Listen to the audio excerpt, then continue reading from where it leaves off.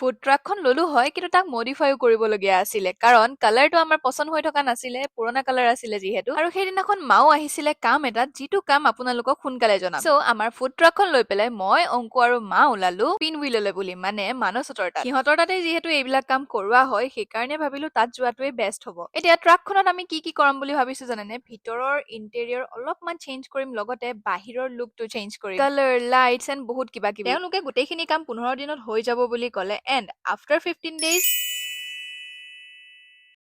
Okay, চ' finally আমাৰ ট্ৰাকখন আনিলো।